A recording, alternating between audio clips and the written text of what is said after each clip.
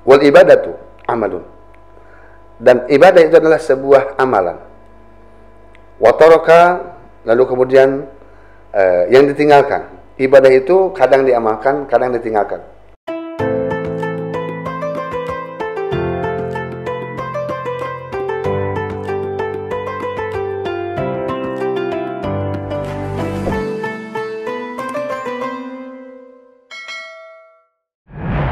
Assalamualaikum warahmatullahi wabarakatuh. Innal hamdalillah usalli wa usallimu ala Rasulillah wa ala alihi wa sahbihi wa mawala. Amma ba'du. Alhamdulillah kaum muslimin yang dirahmati Allah.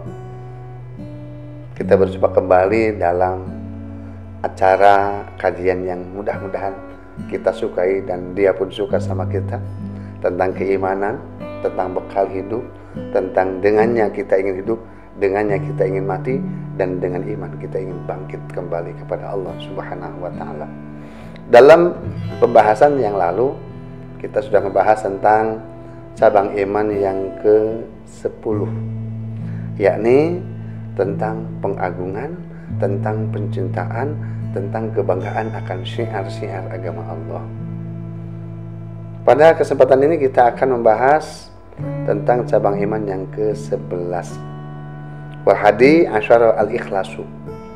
Yang ke-11 cabang iman itu adalah ikhlas. Wahwa, adapun ikhlas itu an-niyatu, hadirnya niat dalam hati. Hadirkan niat. Pantasan ya. Innamal a'malu binniyat, sesungguhnya setiap sahnya amal itu tergantung niat. Wa kullu mri'in ma nawa, dan segala sesuatu bergantung atas niat yang diucapkannya. Masya Allah. Karena niat itu ternyata ikhlas. Seseorang melakukan ibadah itu kalau niatnya karena Allah, itu ikhlas yang sebenarnya. Kalau sudah niat bukan karena Allah, itu sudah satu tidak sah, yang kedua tidak ikhlas. Berdasarkan firman Allah Subhanahu wa ta'ala dalam Quran, wa ma umiru illa liya'budullaha mukhlisin. Wama, dan tidak umiru diperintahkan mereka atau kalian illa liya'budullah, kecuali untuk beribadah kalian semua kepada Allah mukhlisina, dengan ikhlas. Masyaallah, tabarakallah. Pantas ya Sayyidina Ali berkata dalam sebuah pepatahnya, beliau mengatakan an-nasu kulluhum halka, setiap manusia itu akan binasa, illal alimun, kecuali mereka yang rajin mencari ilmu, kecuali mereka yang berilmu. Wal alimuna kulluhum halka illal amilun, dan setiap orang alim pun akan binasa kecuali orang yang mengamalkan atas ilmunya. Wal amiluna kulluhum halka illal mukhlisun. Allahumma shalli wa sallam. Dan orang yang mengamalkan dengan ilmunya pun akan binasa kalau dia tidak ikhlas. Dan ikhlas itu adalah pancaran dalam niat yang benar. Ikhlas adalah qul huwallahu ahad. Katakan bahwa Allah itu satu, tiada untuk yang lainnya, tiada untuk keduanya.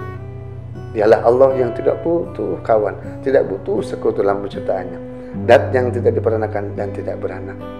Allah cemburu kalau diduakan, Allah tidak mau kalau tidak kita mendua. Maka yang tidak ikhlas Allah tidak masukkan dalam kategori ibadah yang benar. Wa ma umiru illa liya'budullah mukhlishina lahuddin. Lalu kemudian wal ibadatu amalun, dan ibadah itu adalah sebuah amalan. Wa taraka, lalu kemudian yang ditinggalkan. Ibadah itu kadang diamalkan, kadang ditinggalkan.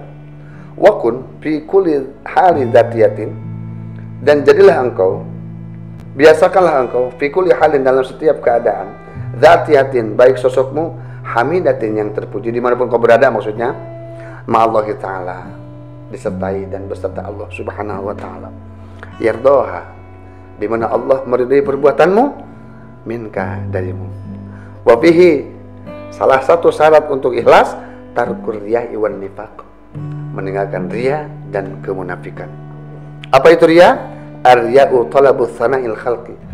Riya adalah mencari, bersimpati atau menarik, mencari simpati orang lain, berbuat sesuatu karena makhluk. talabus sana'i, mencari pujian-pujian dari makhluk. Lalu apa nifak? Wal nifaku ikhfa'il kufri. Sementara nifak adalah menyembunyikan kekufuran dalam hatinya, wa idharul islami, dan menampakkan Islam dalam tampak dan sesama. Pemberi gitu kan, pengasih, suka ngasih kemana-mana, wah apa namanya, art giving kemana-mana, hadiah kemana-mana. Ternyata dalamnya hasil nipu, na'udzubillahi min dzalik. Ternyata dalamnya adalah untuk menarik simpati orang agar banyak yang mengeluarkan modal kembali dalam usahanya. Na'udzubillahi min. Ini nifak. Nifak itu adalah menyembunyikan kekufuran, menampakkan keislaman. Menyembunyikan kepahitan, kepelitan, yang tampak adalah kebaikan dan kedermawanan. Lalu kemudian apabila kita dipuji Allah, apabila kita dipuji manusia tanpa kita ingin dipuji, tanpa kita bukan maksud untuk dipuji, fa idza asna 'alaika sahsun, ketika seseorang memujimu fi wajhika, yakni kepada dirimu karena perbuatanmu, karena prestasimu, karena pekerjaanmu, lalu qala, katakanlah, ini doa dari Nabi untuk menghindari lara ain. Saya pernah jadi ini dari guru Al-Mukarram Syekhuna si Muncang yang mengajarkan kepada saya untuk doa ini agar tidak lara ain. Apa itu lara ain? Sakit di hati.